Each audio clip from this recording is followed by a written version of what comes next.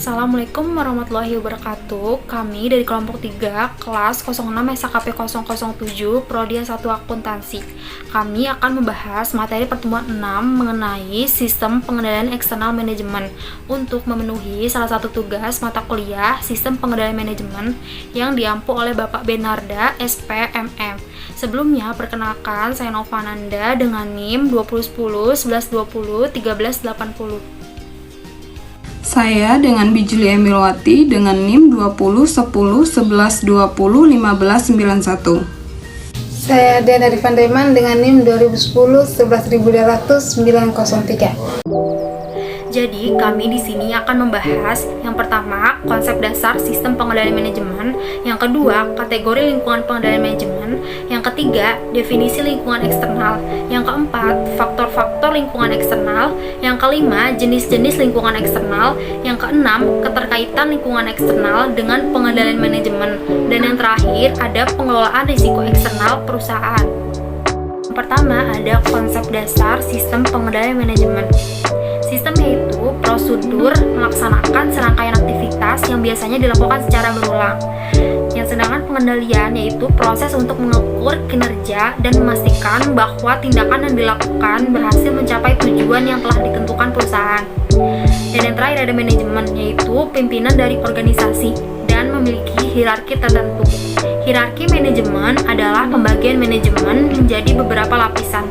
Jadi dapat disimpulkan bahwa sistem pengendalian manajemen adalah suatu proses yang menjamin bahwa sumber-sumber diperoleh dan digunakan dengan efektif dan efisien dalam rangka pencapaian tujuan organisasi. Kategori lingkungan pengendalian manajemen terbagi menjadi dua, yaitu lingkungan internal dan lingkungan eksternal. Lingkungan internal dan eksternal mempunyai peran yang cukup penting dalam usaha pengambilan keputusan guna mewujudkan visi dan misi perusahaan. Definisi lingkungan eksternal. Lingkungan eksternal merupakan komponen-komponen lingkungan yang berada di luar organisasi. Artinya, organisasi atau perusahaan tidak bisa melakukan investasi terhadap komponen-komponen tersebut. Komponen itu lebih cenderung diperlukan sebagai sesuatu yang given atau sesuatu yang mau tidak mau harus diterima. Tinggal bagaimana organisasi berkompromi atau menyiasati komponen-komponen tersebut.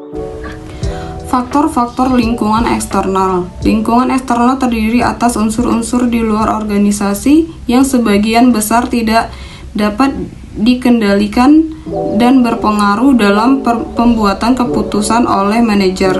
Lingkungan eksternal terdiri dari lingkungan eksternal mikro atau lingkungan yang berpengaruh langsung dan lingkungan eksternal makro tidak berpengaruh langsung. Jenis-jenis lingkungan eksternal. Yang pertama, eksternal mikro. Eksternal mikro dapat langsung mempengaruhi kegiatan sehari-hari dari perusahaan. Yang pertama, pesaing, pelanggan, pemasok, rekan usaha, lembaga pengatur, dan pemerintah. Yang kedua, eksternal makro, tidak terpengaruh langsung terhadap kegiatan dari perusahaan. Pertama, perkembangan teknologi, variabel ekonomi, lingkungan sosial budaya, variabel politik dan hukum, dimensi internasional. Keterkaitan lingkungan eksternal dengan pengendalian manajemen. Lingkungan eksternal perusahaan yang ditunjukkan pada gambar merupakan lingkungan eksternal dari pengendalian manajemen perusahaan karena sampai batas tertentu mereka memiliki beberapa dampak pada pilihan dan pengoperasian sistem pengendalian manajemen perusahaan. Setiap kategori lingkungan sebenarnya mengandung banyak faktor. Iklim, sosial, dan politik meliputi etika, budaya, agama, ekologi, dan lain. Kegiatan pemerintah meliputi sistem undang-undang, aturan, dan regulasi. Kondisi bisnis internasional berisi pasar modal internasional, nilai tukar, inflasi, dan lain-lain. Pengelolaan risiko eksternal perusahaan. Yang pertama, mendeteksi atau mengidentifikasi risiko sedini mungkin pada setiap aktivitas yang berhubungan dengan bidang usaha yang dapat diperusahaan. Yang kedua, menyusun rencana strategi pengendalian terhadap risiko yang punya prioritas tinggi risiko signifikan.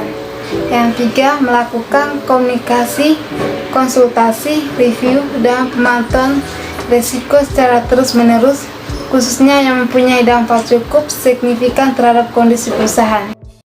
Sekian dari kami, kurang lebihnya mohon maaf. Wassalamualaikum warahmatullahi wabarakatuh.